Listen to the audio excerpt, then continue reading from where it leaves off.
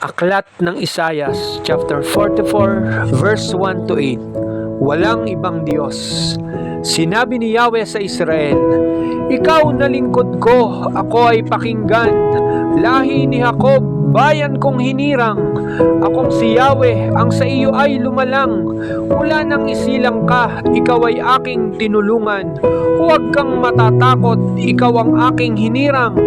Aking ibubuhos ang saganang tubig sa tuyong lupain. Sa uhaw na lupa ay maraming batis ang padadaluyin.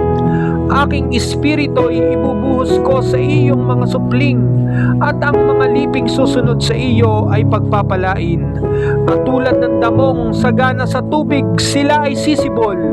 Tulad ng halaman sa tabi ng batis na patuloy ang daloy. Isa't isa'y magsasabing, Ako ay kay Yahweh. Sila ay darating upang makiisa sa Israel. Itatatak nila sa kanilang bisig ang pangalan ni Yahweh at sasabihing siya ay kabilang sa bayan ng Diyos. Ang sabi ni Yahweh na makapangyarihan sa lahat, Hari at tagapagligtas ng Israel. Ako ang simula at siya ring wakas. Walang ibang Diyos maliban sa akin. Sino ang makagagawa ng mga ginawa ko? Sino ang makapagsasabi sa mga nangyari?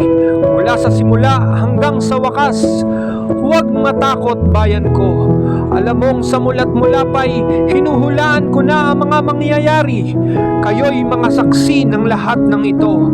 Mayroon pa bang Diyos maliban sa akin? Amen.